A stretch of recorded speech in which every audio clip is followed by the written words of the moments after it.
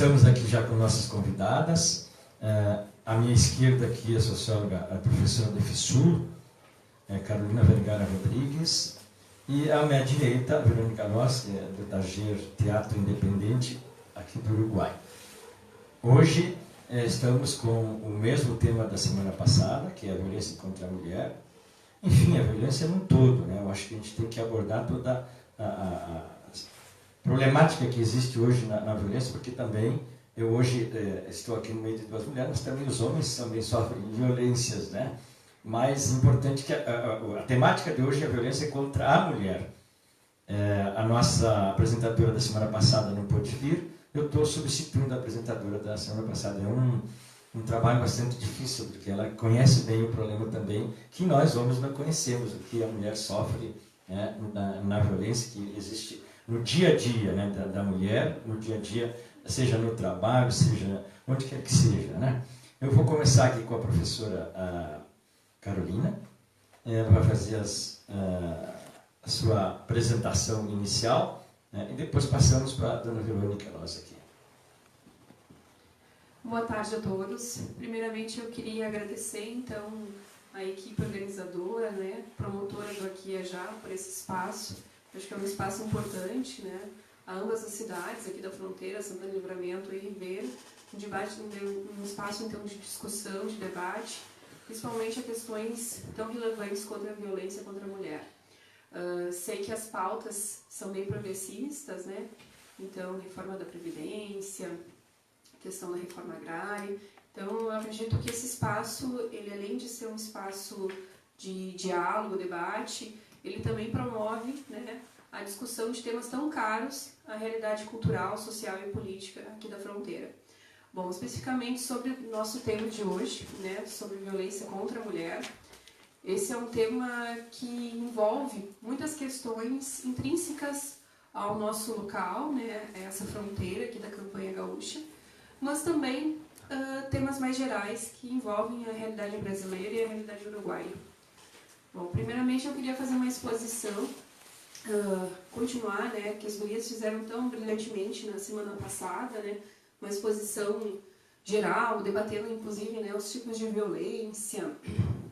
Teve um espaço muito interessante de debate também com o telespectador. Mas eu queria fazer esses apontamentos gerais a respeito, né, da violência contra a mulher no Brasil. O Brasil é considerado um dos países mais progressistas no que se refere, então, à lei de proteção contra a mulher. A Lei Maria da Penha, a Lei do Feminicídio, ambas são leis que dão, né, uma certa seguridade às mulheres no plano jurídico. E nisso foi criada, né, nos governos então, do PT uma rede de apoio, uma rede de consolidação dessas leis. Né? Então, delegacias especializadas da mulher foram aí, né, de certa forma, aumentaram, né, os números dessas delegacias nas principais capitais, cidades, metrópoles. O trabalho especializado, né, com capacitação para agentes, então, na área da segurança. E também, né, um novo arranjo no sistema judiciário, aí, né, em função das medidas protetivas para as mulheres. Então, foi construída toda uma rede de proteção à mulher, pensando nessas leis. Só que entre a lei e a realidade, nós temos um certo abismo, né? Ao mesmo tempo que essas leis foram criadas, e são leis muito progressistas, né, que colocam o Brasil nesse cenário mundial aí como um dos países que mais protegem, né, as mulheres na questão constitucional, nós temos, né, por outro lado, aí, um grande abismo em relação à nossa realidade social. O Brasil sendo um país, né, de dimensões aí continentais, né, a gente tem nos colocamos num ranking mundial entre 86 países, né, como sétimo país que mais, né, mata mulheres por crime de ódio, né, crime relacionado a gênero, em relação, então, às mulheres. Então, entre essa realidade e esse aparato constitucional, a gente tem um verdadeiro abismo, né? E esse abismo é enfrentado por inúmeras mulheres, né? Milhares de mulheres no Brasil a cada dia. Mas não é só a violência, não é só o feminicídio, né? A violência física que marca a nossa realidade. São inúmeras outras violências, né? Como as gurias aqui comentaram na semana passada. é a violência patrimonial, é a violência psicológica, é a violência sexual. Então, esse cenário é repleto, né, não é uma condição única, específica, né, no qual então essas mulheres estão vivenciando hoje. Fiquem tranquilos, só caiu uma lâmpada aqui, continuamos. Então, a respeito dessa realidade múltipla, que a gente precisa falar. Quais são as origens, né, o que motiva, o que leva nós vivenciarmos no Brasil uma realidade tão dura, né, em relação às mulheres? Essa realidade ela é permeada, sim, por fatores econômicos, sociais, políticos e culturais, né?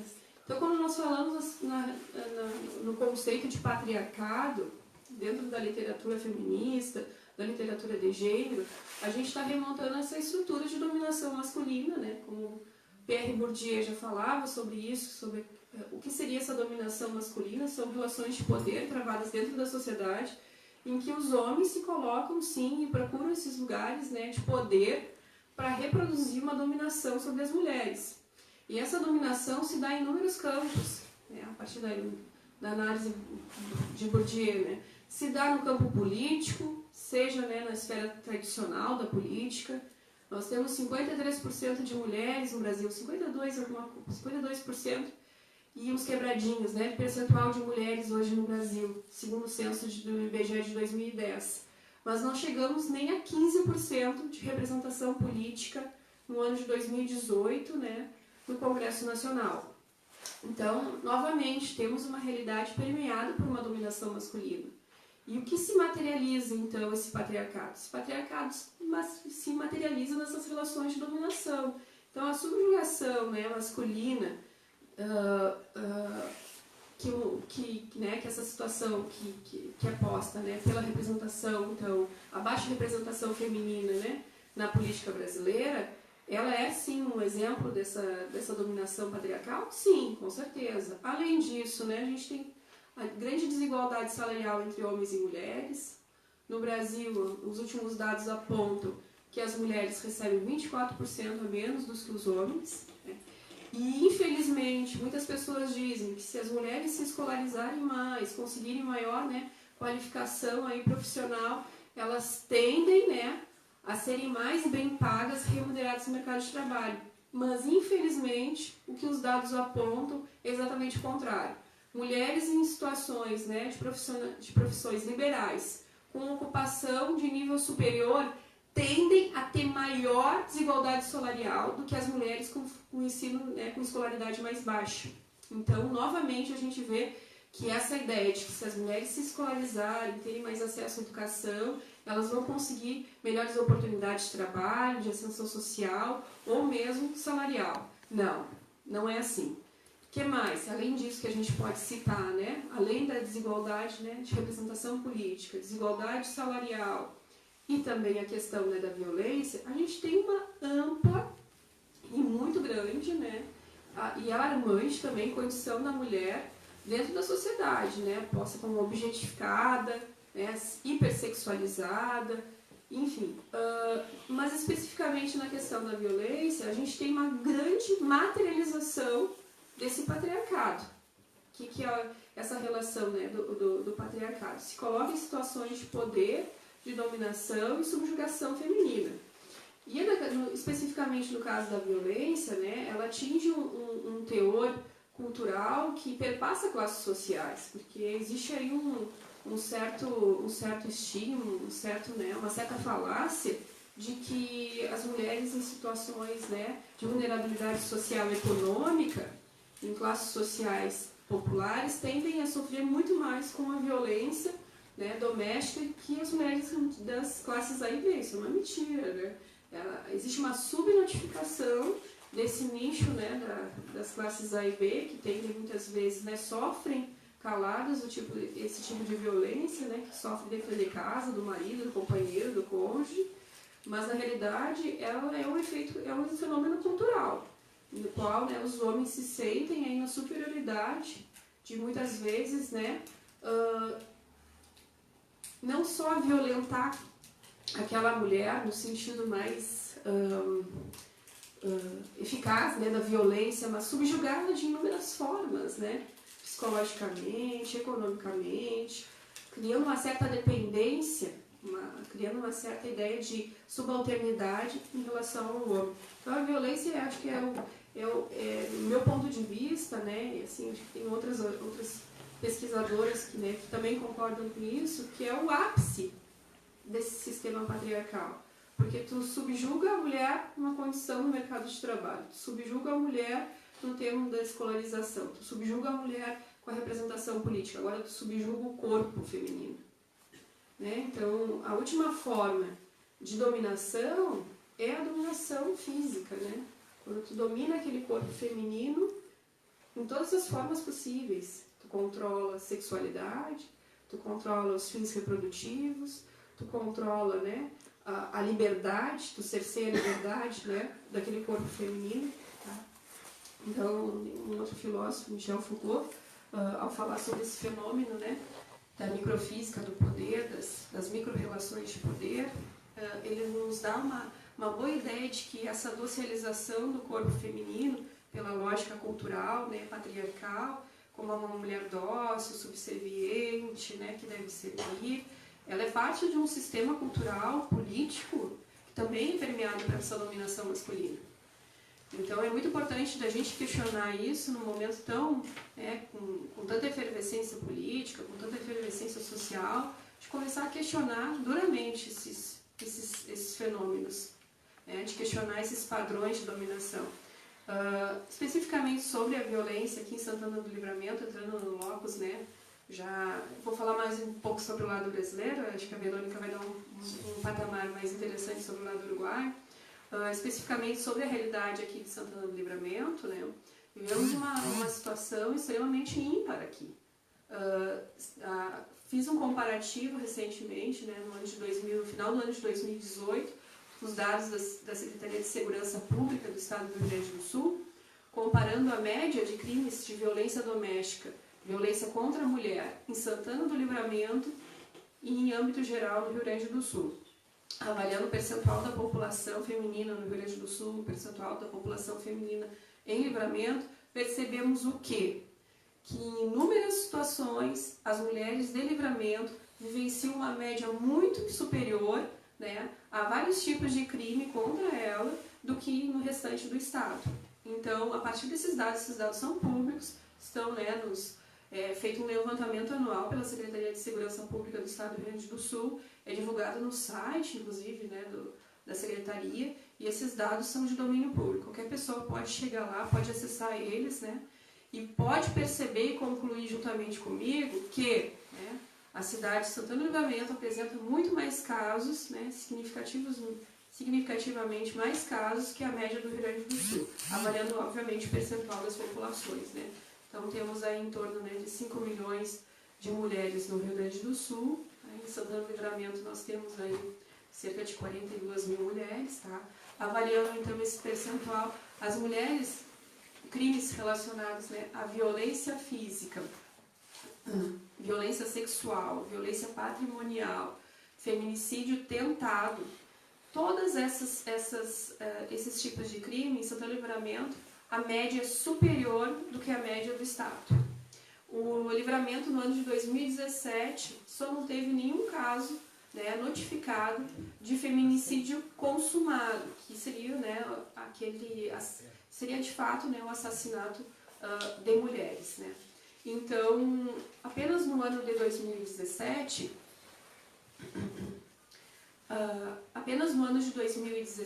né, não houve um caso, então, notificado, né, à Secretaria de Segurança Pública aqui em Santana do Livramento de feminicídio consumado, que é quando, né, então, um homem ele consegue, de fato, efetivar aí a morte de uma mulher, né, sua companheira, namorada, cônjuge. Então, essa realidade está posta. O que Santana do Livramento, né, tem de diferencial, assim, que motiva tanto, né, tão mais crimes contra a mulher do que no restante do estado do Rio Grande do Sul? Sim, com certeza é um fenômeno cultural que é entranhado nessa porção aqui do Rio Grande do Sul, nessa região da campanha, né? É algo que se materializa no pensamento social, principalmente na relação entre homens e mulheres. Então, essa ideia da subjugação, né, feminina, ela é presente, cotidiana, né, dentro da história da região da campanha. Né?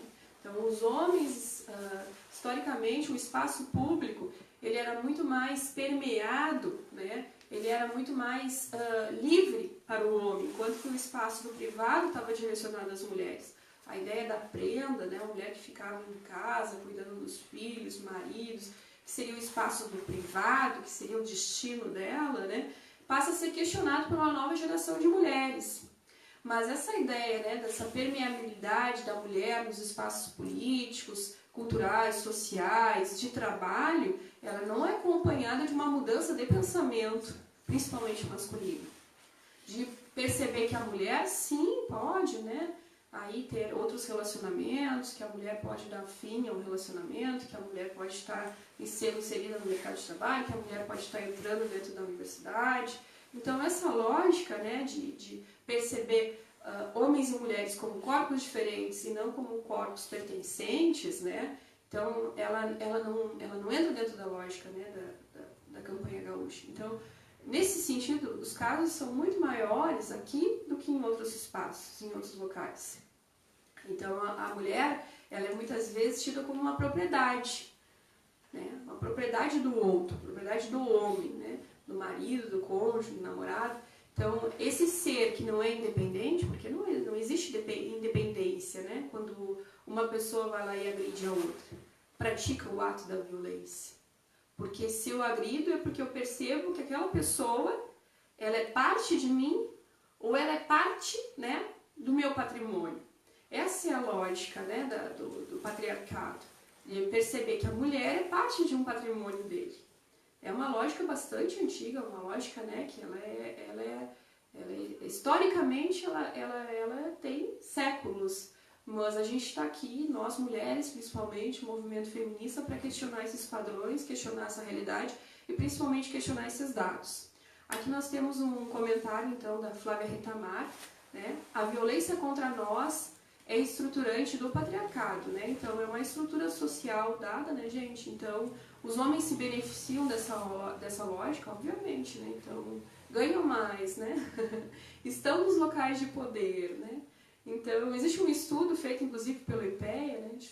Instituto de Pesquisa e Estatística Aplicada, que diz que as mulheres, elas ocupam pouco, né? Os cargos de gerência, de administração, direção, cargos executivos. E, geralmente, são mulheres que não têm filhos. São mulheres solteiras, que não são casadas. Em algumas profissões, as mulheres, né, até adquirem uma certa masculinização para poderem serem aceitas em alguns espaços, né, como ciência e tecnologia. Então, a gente percebe que existe muita resistência, né, e da mulher nesses espaços. Mas não é porque elas não querem estar lá, é porque existem inúmeras barreiras, né, colocadas aí, estruturais, para que a mulher não chegue nesses locais de poder. Okay? Muitas são desestimuladas ao longo da vida, né?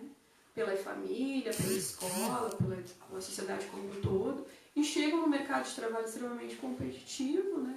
Muitas vezes as oportunidades são dadas ao homem e não à mulher. E não é porque ela não é capaz, né?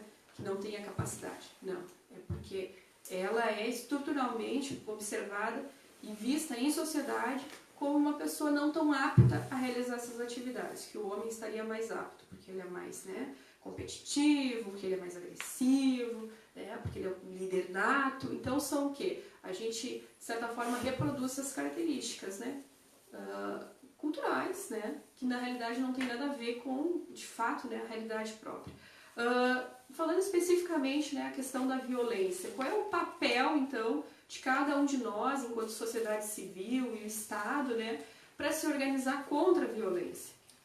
Primeiramente, acho que a gente precisa retomar, sim, um projeto federal aí de apoio, de redes de proteção contra a mulher. Então, é financiar, é investir, né, e dar poder a essas redes de proteção à mulher. Delegacias, né, casas aí de acolhimento a mulheres vítimas de violência, a Patrulha Maria da Penha, né, é observar e ver o andamento, né, das medidas protetivas, porque nós temos visto aqui no município de Santana do Livramento muitas mulheres que estavam com medidas protetivas já, né, asseguradas, dadas pelo juiz, e foram medidas protetivas aí que foram violadas e elas sofreram novamente, né, a violência aí do seu namorado, do seu cônjuge. Então, o que a gente tem observado? Uma falha nessa rede de proteção à mulher, uma falha do Estado, uma falha dos agentes públicos. Então, o Estado, sim, ele deve se responsabilizar, chamar para si, né, o poder a ele instituído, que é o quê? Proteger as mulheres vítimas de violência. Então, nós temos leis progressistas, mas nós temos uma falha, principalmente do Estado, em fazer valer essas leis. Ok? E, por outro lado, nós precisamos, sim, né, de aí, novas formas de pensar, novos arranjos, né, de consciência coletiva, de ação coletiva, de movimentos, né, sociais, movimentos feministas, ou ONGs, a sociedade civil organizada. Precisamos aí pensar, né, cada vez mais como resolver culturalmente essas questões, politicamente essas questões. Então, já há algum tempo, né, aqui na fronteira de Santana do Livramento e Rivera, né, movimentos feministas têm se articulado na luta contra a violência contra a mulher. Então, nós não deixamos barato quando casos assim acontecem, como recentemente, né, da menina agora que infelizmente veio falecer ontem, né, de 4 aninhos de idade, que foi vítima de violência aí, tá, pelo padrasto dela. A gente não pode deixar isso, né, de certa forma, ser silenciado. Nós precisamos reverberar isso. Então, precisamos questionar isso frente ao poder público, à sociedade, para repensarem esses atos. Então, a educação também encontra aí um papel muito importante, né? Então, hoje, frente a esse movimento conservador na política brasileira e na América Latina como um todo, nós educadores, né, estamos aí sendo questionados e, inclusive, né, de alguma forma aí também, né, sendo ameaçados, porque estamos fazendo nas escolas o que eles chamam de ideologia de gênero. Mas, acima de tudo, esse discurso de que a escola não é um espaço para questionar violência doméstica, violência sexual, desigualdade salarial, porque, né, essas são premissas que são trabalhadas na escola, são conteúdos, são questionamentos, questões sociais, né, estruturais da realidade brasileira e uruguaia. Quando questionam isso, sim, eles se baseiam numa ideologia para questionar isso, uma ideologia conservadora, uma ideologia patriarcal. Então, por que dói? Por que incomoda tanto trabalhar com questões como violência, né, contra a mulher nos espaços escolares? Por que incomoda tanto trabalhar com violência sexual contra crianças e adolescentes no espaço escolar? Por que incomoda? Porque a gente toca, né, nessa ferida do patriarcado, né, da dominação e da subjugação, então, né, feminina frente ao homem. Então, nós sim, né, a escola sim tem esse papel. A escola, frente, né, ao Estatuto da Criança e do Adolescente, ela deve, né, sempre, de qualquer forma, deve denunciar casos de violência física, violência sexual para os conselhos tutelares dos municípios. Isso é um princípio, está lá no ECA, todos vocês podem observar, que é importante a escola também chamar para si esse papel. Então, a sociedade como um todo, né, ela é falha quando a gente tem um dado como esse. O 7º país que mais mata mulheres. Então, não é só a pessoa que comete o crime, não é só o homem, é o Estado, a sociedade, são as instituições públicas, os agentes públicos. Então, é necessário que esse movimento de repensar, né, o papel de cada um em sociedade, ele seja, sim, né, questionado. As pessoas passem, chamem para si essa responsabilidade. Porque o senso comum diz o seguinte: em briga de marido e mulher, ninguém mete a colher. Sim, mete a colher, sim. Se você ouve um grito em casa, seja de uma criança, seja de uma mulher, chama a polícia. Talvez um crime bárbaro como esse, né, dessa menina, de 4 anos que morreu, poderia não ter acontecido. De repente, um vizinho, uma pessoa próxima que sabia, né, o que essa mulher vivia, vivenciava, poderia ter denunciado. Okay? Então, a nossa realidade, sim, ela é permeada por responsabilização. Cada um de nós é responsável. Essa mulher, né, que teve, que foi agredida, que foi violentada e que teve a filha morta, ela é uma vítima. No Brasil, a gente tem essa mania de culpabilização da vítima, né? Então, a gente tem um processo aí reverso de que a vítima é o algoz, que a vítima é a culpada. Não, pessoal, a gente precisa pontuar. A gente tem um sistema, né, patriarcal que coloca de novo a vítima, né, a culpabilização sobre a mulher. Não. Nesse caso, não. A culpabilização recai sobre o homem. Foi ele que agrediu. Foi ele que matou, não ela. Bom, então eu encerro essa minha fala. Acredito que eu já tenha passado um certo, né, tempinho aí. Teria alguma coisa para a gente questionar agora nesse momento? Não, né? o próximo... Tá, ok, então. Eu passo então agora a fala para a colega. Obrigada. Ok, eu quero já desde já, em nome do Aqui é Já e de toda a equipe, agradecer a todos que estão nos acompanhando nesse momento. Aqui tem perguntas, inclusive a gente vai passar depois a pergunta para a professora aqui também. Que as perguntas que vêm, normalmente a gente gostaria que as duas dessem a sua visão sobre as perguntas. Por isso que primeiro vou passar a conversa da Verônica aqui, né? E agradecer aqui a Kika, o Carlos Eduardo Miranda Alves, o Rubens Silva, o professor Eliezer, a Flávia, que está também assistindo, que também está participando do programa. Você que pode participar, pode fazer perguntas. Se não pudermos responder todas hoje, porque é 1 hora de programa, a gente volta a trabalhar esse tema novamente. Verônica. Boa tarde, eu me chamo Verônica Loz, sou brasileira, mas vivo no Uruguai há mais de 10 anos e sou militante feminista e atriz no grupo Taller Teatro Independente Reveramento. E, bom, esse convite foi bastante de surpresa, eu recebi ele faz um par de horas e não estou preparada com os dados sobre os feminicídios, como a Carol trouxe os dados no Brasil, eu não tenho nesse momento os dados de violência de gênero e feminicídios no Uruguai. Realmente eu estava trabalhando agora de manhã e não tive tempo de levantar números. Mas hoje, o dia de hoje em Rivera, se trata de reverberar, como disse a Carol agora. Hoje, a população de Rivera e Santana do Livramento precisa reverberar o sofrimento que nós, mulheres, estamos sentindo pela morte de Ana Clara, a morte estúpida, brutal dessa menina de 4 anos, Ana Clara, ontem, em Rivera. A consequência de uma discussão do casal, né, onde o homem começou a agredir a mulher de maneira violenta e agredir fisicamente e prosseguiu a agressão na menina, né, para seguir lastimando a mulher, né, e a menina não resistiu aos golpes e foi levada ao hospital de Rivera e foi transladada a Montevidéu e no translado veio a falecer. Essa menina foi assassinada, mais uma vítima da violência machista, patriarcal, que vivemos nessa fronteira, né, que vivemos no Uruguai e no Brasil. E eu gostaria de convidar a todas as pessoas que estejam nos escutando para 5 horas da tarde, hoje, na Praça da Quaró, nós temos um alerta feminista. Tá?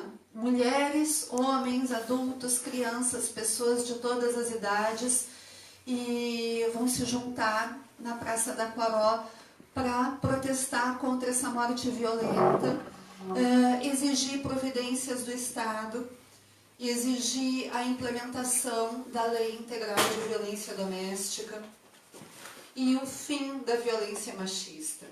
Tá? Toda a comunidade, o povo, Rivera Livramento, está comocionado com essa situação.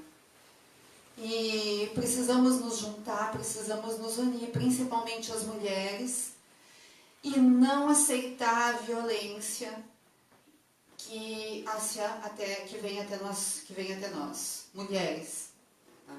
A gente tem visto comentários nas redes sociais e na rua e no armazém, comentários que estão colocando a mãe em juízo, que estão culpabilizando a mãe. E, como disse a Carol agora há pouco, a mãe não é culpada, a mãe não é assassina, como muita gente está dizendo, a mãe é uma vítima a mais. E é assustador como muita gente não consegue empatizar, como muita gente não consegue se colocar no lugar dela e como muita gente está conseguindo ser cruel ao ponto, tá, de não pensar na dor dessa mulher nesse momento, que foi espancada, foi violada, assistiu a filha ser espancada e morta e sabe-se lá por que não conseguiu impedir, em que estado físico e emocional estava a Jimena no momento que a Ana Clara estava sendo espancada e assassinada por aquele homem. Então, por favor, tudo que eu tenho preparado para dizer, para pedir hoje é a essa parte da comunidade que está julgando a Jimena, que se ponham no lugar dela, que se ponham no lugar de uma pessoa que sofre, de uma mulher que sofre violência. Tá? Todos os dias, vários tipos de violência, mas uma violência brutal como sofreram essas duas ontem, Jimena e Ana Clara. Muito obrigada. Espero, né?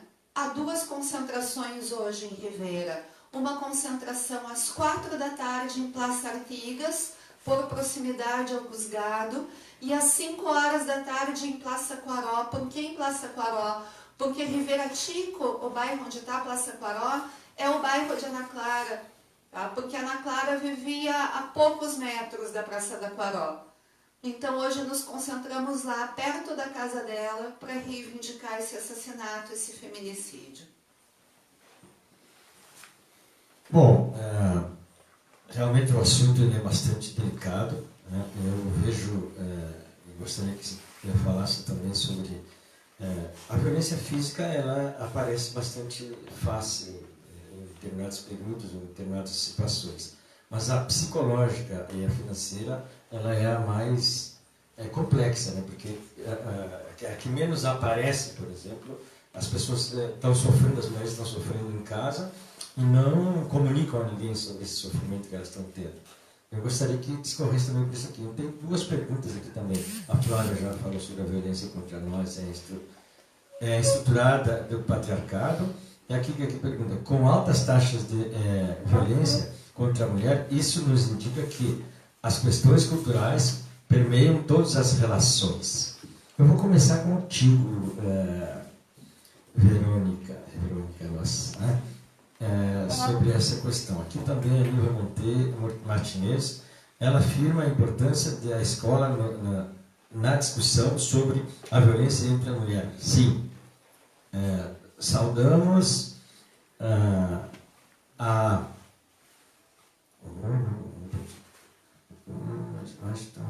Washington Pierres e Lorenzo Severo. Tá, aqui agora eu vou ver como é que eu depois a gente vai. Mas primeiro vamos nessas perguntas aqui que a gente colocou agora, né, e que poderia dar a tua visão, né, a visão aqui do lado de Ajá também, né, que para equiparar um pouco a fala das duas. Nós temos 15 minutos de programa a mais, né, e temos que equiparar essa fala. Qual pergunta? Aqui a Niva Martínez, tá? Nos planteia aqui. Ela afirma a importância da escola na discussão sobre a violência contra a mulher. Sim. Bom, no Uruguai, em relação a isso que a Niva nos coloca, no Uruguai existe um projeto, um plano de educação sexual nas escolas. Tem algumas pessoas que são contra por questões religiosas, por questões políticas, porque são pessoas conservadoras, mas o que a educação sexual nas escolas no Uruguai tem principalmente trazido de benefício às nossas crianças é que as crianças se dão conta que estão sofrendo violência sexual, que estão sendo abusadas. Porque normalmente os abusadores são pessoas, os violentos, os violadores, os abusadores sexuais são pessoas de confiança da criança. Dificilmente uma criança se deixa ser abusada por um estranho que está cruzando na rua. Tá? A tendência da criança é se escapar de pessoas estranhas, é não se deixar aproximar. E os violadores, em geral, estão dentro da família, são os pais, são os tios, são os avós, são os primos, são os vizinhos mais próximos, tá? Como foi no caso da Valentina, no ano passado, que foi assassinada por um vizinho, amigo íntimo da família, que, quando estavam buscando o corpo da menina, ele ajudou nas buscas. E ele mesmo havia violado, assassinado a menina e escondido a menina.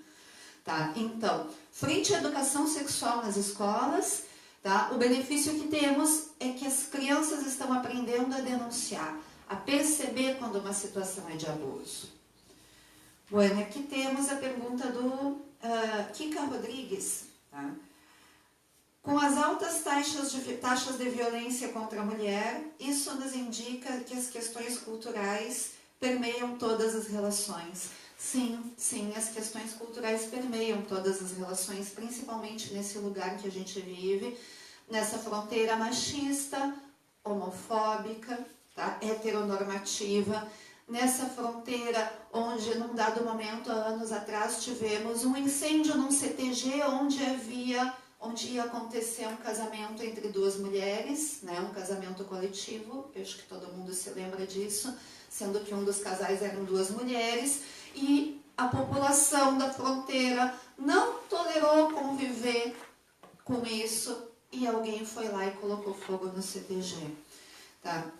Temos aqui uma população que perdoa, né? Temos uma sociedade que perdoa a violência masculina e condena as mulheres por toda a culpa que todo o homem e toda mulher deve levar. A culpa vem sempre em cima, só leva a mulher. Né? Vivemos numa sociedade, né, no caso do Brasil, né, que perdoa a um goleiro Bruno que esquartejou e escondeu a mãe do seu filho e até hoje não se encontram os restos. E hoje o cara sai na rua e tem que ir peça autógrafos, né, e que passa condenando a mulher. Obrigado, portanto. Vou passar aqui para a professora Carolina, para ela continuar nesses mesmos temas aqui, que as mesmas perguntas que fizeram, porque são importantes. Né? E é aquela questão que eu falei também, daquilo que fica mais escondido dentro de casa, que não aparece na sociedade. Bom, respondendo a Neiva Martinez, acredito sim, né, que as mulheres, que a questão da violência contra a mulher deve ser debatida e discutida dentro do espaço escolar, mas acima de tudo deve ser trabalhado também com o homem, né, a questão da masculinidade tóxica, dos meninos repensarem o papel deles na sociedade, o papel deles, né, com as mulheres que rodeiam ele, com os homens que rodeiam ele, perceber sim que não existe mais espaço para essa masculinidade tóxica, que de certa forma viabiliza, né, e legitima tanta violência contra a mulher. Percebendo que, né, que existe essa independência entre o homem e a mulher, percebendo que deve existir o respeito, a tolerância, deve existir, de certa forma, né, uma empatia com a mulher em sociedade. Então, o que a gente percebe que esses crimes bárbaros de violência contra a mulher não tem nenhuma empatia, né? Não tem nenhum se colocar no lugar do outro. Como a Verônica estava tentando nos sensibilizar um pouco, assim, acho que ela tocou numa questão crucial, né? Porque essa mãe, né, da Ana Clara, ela está sendo, de certa forma, aí, pela sociedade como um todo, está sendo condenada. Ela já teve inúmeras perdas, aí, a perda da filha, né? Toda uma situação de extrema tristeza e fragilidade, mas agora a gente faz uma condenação moral em torno dessa mulher. Então eu acho que falta também a gente se colocar no lugar do outro, criar essa empatia e de se perceber como sujeitos da sociedade que, né, que estamos numa lógica de desigualdade, em que a mulher, que é vítima da violência, muitas vezes ela é culpabilizada pela violência que ela recebe. E o homem, muitas vezes, sai ileso disso. Ou, como a Verônica disse, né, pode ainda, inclusive, né, receber uma saudação na rua e ainda, se for famoso, vão pedir um autógrafo para ele. Que realidade social é essa? Que sensibilização é essa, né? Então, se a gente não trabalha isso dentro dos espaços escolares, se a gente não trabalha isso dentro da casa da gente, se o Estado não trabalha isso, esses dados ainda vão só piorarem. Essa realidade social que milhares de mulheres vivem no Brasil, no Uruguai, vai só piorar. Então, a escola, sim, tem um papel fundamental nisso, de questionar por que o homem tem que bater para se afirmar dentro da sua casa. Por que o homem tem necessidade de machucar, né, de inibir uma mulher, o comportamento, a roupa, a forma de se articular, ou se ela vai ou não vai beber? Por que ele tem essa necessidade de fazer um controle, né, da sua companheira, da sua namorada? Por quê? De onde vem isso? É necessário isso? Então, esses questionamentos são, sim, importantes. Né? Essa ideia dessa masculinidade tóxica, muitas vezes... Por que tóxica, né? Porque não é algo que beneficia o sujeito. O sujeito que agride, sua mulher agride, né, a sua companheira, ele não está sendo beneficiado por isso, né, individualmente. Ele se sente, é um ser extremamente egoísta, né, e ele se percebe uma relação de poder que ele acredita que tem esse poder. Okay? Mas quantas consequências sociais ele está gerando com esse ato dele? Né? Quais consequências que ele traz para a sociedade quando ele faz isso com uma mulher? Então, é pensando, né, nesse contexto dessa masculinidade tóxica, olha, tóxica por isso, porque não faz bem nem para ele e muito menos para a sociedade, muito menos para essas mulheres que estão ao redor dele. Repensando, então, esses papéis de gênero na sociedade. É importante? É sim. Aqui, uma outra pergunta também que a Kika, né, falava a respeito, então, sobre violência patrimonial, né, violência psicológica. Elas são mais difíceis, às vezes, de comprovarem. Porque o que acontece? Quando uma mulher vai à delegacia, muitas vezes para fazer um boletim de ocorrência, ela vai para denunciar violência, então, física, né? Então, ela faz, né, um corpo de delito, faz todo, né? Ela vai lá, se coloca, muitas vezes, situações de extrema fragilidade, porque essas pessoas os agentes públicos, às vezes, não lidam, nem sempre, né, pessoal, mas às vezes não lidam da melhor forma com essa mulher que foi agredida, que foi violentada, colocam ela em situação assim de exposição frente a outros agentes públicos, não tratam ela de forma reservada como deveria de ser, como a Lei Maria da Penha prevê, né? Que essa mulher seja tratada de uma forma, né, que ela se sinta totalmente protegida, que ela não seja novamente vitimizada, né, ou mesmo, de alguma forma, né, avaliada moralmente. Não, essa mulher deve ter seu direito, né, sua integridade ainda preservada nos espaços públicos, o que a gente não vê acontecendo aí cotidianamente. Então, a gente percebe que esse tipo de violência psicológica, violência, né, financeira, elas são mais difíceis de serem, inclusive, denunciadas, porque são mais difíceis de provar, principalmente a violência psicológica. Né? Como se prova quando um homem, né, fala reiteradas vezes para ti, de inúmeras formas, que tu não vale nada, que tu não é nada, que sem ele tu não vai a lugar nenhum, que tu é um ser desprezível, que tu não faz nada de bom na vida, que tu não vai dar certo. Como tu prova isso? Porque isso é uma violência. Né? O outro se percebe na condição de te inferiorizar, de te machucar, de te, né, de alguma forma, te colocar numa situação, né, subalternidade em relação a ele. E muitas, né, infelizmente, muitas mulheres acabam internalizando isso de alguma forma. Então, uma mulher fragilizada, muitas vezes, emocionalmente, não consegue denunciar essas situações. Então, é muito importante que também tenham redes de apoio, que a escola, o local de trabalho, o Estado façam campanhas para prevenir isso. E a questão da violência financeira, ela já deixa mais, né, comprovações. Então, depósitos financeiros, né, compra e aquisição de bens, faturas de cartão de crédito, tudo isso são provas que uma mulher pode levar à justiça para denunciar, então, né, um violador.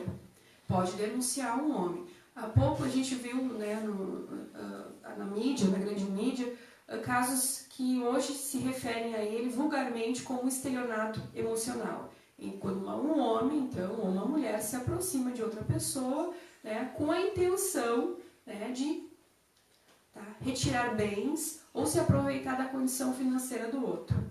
isso também, o nosso sistema judiciário, não existe uma lei específica para isso, mas isso está sendo criminalizado. Então é importante também pensar que, sim, além da violência patrimonial considerada pela Lei Maria da Penha, nós temos também, né, essa nova visão aí do Poder Judiciário, que também é uma forma, né, de estelionato. A pessoa se interessa por si só pelas suas condições materiais e usufrui desses bens. Então é importante. As provas são mais fáceis, né, de conseguirem aí serem requeridas e agrupadas para ser apresentadas. Então tem que ficar de olho mesmo. É um tema bastante espinhoso, né, na nossa sociedade hoje, tratar da violência, né? E eu acho que é o que tem que ser tratado com muito mais aprofundamento, né? Para que realmente o próprio homem também possa se conscientizar de que isso não é legal, não é contra a lei, além de contra a lei humana, inclusive, né? Quer dizer, o ser humano atingir o outro de determinada forma para que esse outro se sinta menos é uma questão bastante desumana. Já para as considerações finais, né, vou agradecer aqui, saudar a Janice Cunha, o Walter Pierre, Lorenzo Severo, Thiago Nério, Maria Alejandra, Rubens Silva, Eliezer, Flávia Retamar, enfim, todos aqueles que estão nos assistindo, e que dizer que este programa, o Aqui e Já, é um programa exatamente para tratar daqueles problemas com pessoas que realmente têm uma visão mais aprofundada, não uma visão superficial do que a grande mídia quer, né? Não quer que apareça tudo aquilo que tem que aparecer. Esse programa é para que tudo que acontece na nossa sociedade com realismo venha aparecer, que a gente possa falar claramente tudo aquilo que está acontecendo. Já vou passar para você para as considerações finais, porque o programa já está quase no fim, eu sei que tu também tem que compromisso agora às 15 horas, né? Como consideração final, eu gostaria de reiterar o que disse a Carol, que se tu escutar um grito de uma mulher ou de uma criança, chame a polícia. Talvez no dia de ontem um chamado pertinente tivesse salvado a vida da Ana Clara. Tá? Talvez algum vizinho tivesse escutado gritos da Rimena e da Ana Clara e não tenha querido chamar a polícia para não se meter. Tá? Porque não se mete em briga de família, porque não se mete em briga de casal. Em Rivera, basta chamar o número 911, que é da polícia, tá? Que essa central vai reportar à Delegacia Especializada em Violência de Gênero. Tá? O Uruguai também conta em todo o país, inclusive em Rivera, com um serviço que se chama Serviço de Atenção a Mulheres em Violência de Gênero e Violência Doméstica, que é um serviço do Estado, prestado pelo MIDES e por uma ONG, tá? Que fica ali na Rua Agraciada, ao lado da Heladeria Martínez, baixando a escadinha ao lado do Ministério de Agricultura, pertinho do posto de gasolina da ANCAP. Tá? Esse serviço... recorrer a esse serviço não representa uma denúncia policial. Tá? É um lugar, tá, onde as mulheres, qualquer mulher maior de 18 anos, vai se encontrar de forma gratuita com um assistente social, uma psicóloga e uma advogada. Tá? E mediante a entrevistas, a contar sua história para essas profissionais que vão estar lá atendendo, ela vai ter condições de decidir se quer ou não fazer uma denúncia policial e, no caso de decidir, vai ser acompanhada pela advogada do serviço em todos os trâmites judiciais necessários. Todas as mulheres uruguaias têm direito a esse serviço gratuito e é bastante eficiente. Também a Comissaria Especializada, a Delegacia Especializada em Violência de Gênero em Rivera, tem aprimorado, tem melhorado muito seus serviços. Há mulheres que se têm queixado, né, de terem se sentido expostas ou mal atendidas, mas a polícia uruguaia há escutado esses planteios e há procurado melhorar cada vez mais a atenção a mulheres vítimas de violência. Né? Então, existe também grupos feministas, tá? Mulheres feministas que estão sempre dispostas a auxiliar e a dar a mão. E, principalmente, o silêncio mata. Tá? Não se pode fazer silêncio. Se a mulher sofre violência, precisa denunciar.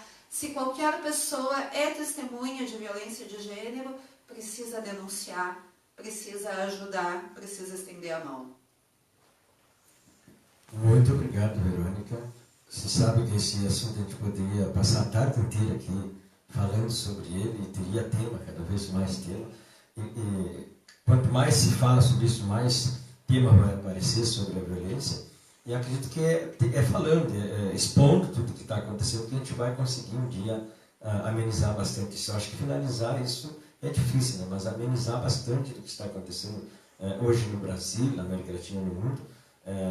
Tanta violência, né? Tanta violência não só sobre a questão física, né? Eu acho que é muito mais complexa, muito mais difícil a violência psicológica, né? Tanto em meninas, crianças, mulheres que estão hoje sofrendo exatamente porque o nosso mundo ele ainda é machista, né? É um mundo complexo porque foi construído machista. As suas considerações finais, professora Carolina, e já agradecendo também a sua presença aqui nesse programa e dizer que o programa está às ordens e também está aberto a que as pessoas possam nos dizer, olha, nós queremos tratar tal tema também. E a gente vai organizar para tratar os temas que a comunidade, as pessoas interessadas têm para passar a nossa comunidade, que tanto precisa de uma informação mais profunda, uma informação mais real. Obrigado. Agradeço, então, a oportunidade de estar aqui hoje, repartindo a mesa com a Verônica. E queria também já comentar a respeito de alguns estudos que têm saído aqui sobre a realidade da campanha, né? Estudos acadêmicos sobre o tema violência contra a mulher. Então, nós temos aí também estudos realizados pela Vanessa Schink, da Unipampa, professora do curso de Direito, a Cassiane, professora da UERGS também, sobre a condição, né, de violência contra a mulher do campo. Então, a academia também tem se sensibilizado em relação a esses temas, tem feito estudos a respeito disso. A Vanessa Schink tem um estudo a respeito das redes, né, de proteção às mulheres aqui em Santana do Livramento, da fragilidade dessas redes, a partir de um levantamento feito pelas acadêmicas do curso de Direito da Unipampa. A professora Cassiane, da UERGS, né, fez um estudo, um levantamento sobre violência na zona rural de Santana do Livramento. Então, são estudos importantes e muito interessantes, né, que nos elucidam um pouco a respeito desse tema. E, por fim, também, assim como a Verônica, né, falando sobre essas redes de apoio e proteção, é importante também a todas as espectadoras, né, que estão aqui nos assistindo, que se informem que aqui em Livramento também existe, né, nós temos o Centro de Referência da Mulher, localizado na Andradas, que pode sim estar dando um apoio psicológico, tem assistente social, nós temos a advogada lá, todas elas são pessoas muito capacitadas para trabalharem com essas questões, com qualquer delegacia, né? Deve ser, então, toda mulher que queira fazer, né, alguma queixa, algum boletim, pode comparecer, deve, né, solicitar um atendimento individualizado para que ela, né, a privacidade dela seja de forma responsável, aí, seja então validada pelos agentes públicos e pode, né, também pode estar requerendo aí qualquer medida protetiva, né, para poder se afastar, ter aquele afastamento então do seu agressor. Então é importante que as mulheres também saibam disso. Nós temos o Centro Especializado de Saúde da Mulher ali na Rivadavia. Então é importante que as mulheres também saibam que existem esses locais que elas podem estar recorrendo frente a problemas que elas estejam enfrentando, principalmente de violência contra a mulher. E por último, né, quero novamente agradecer aqui a essa pauta. Acho que não é um assunto que se esgota nesse momento, né? Há muito tempo, já faz 3 anos que os coletivos feministas aqui da região da campanha têm se encontrado para a gente debater e discutir esse tema de uma forma bem intensa, e ele não vai se esgotar aqui, né? Então esse movimento ele é um movimento que vai durar, porque frente à realidade que a gente vive, infelizmente ele se torna necessário.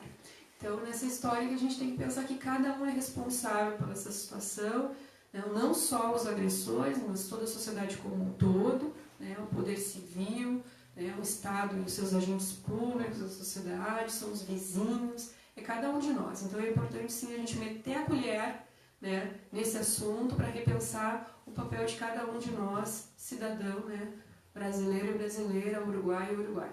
Obrigada, então.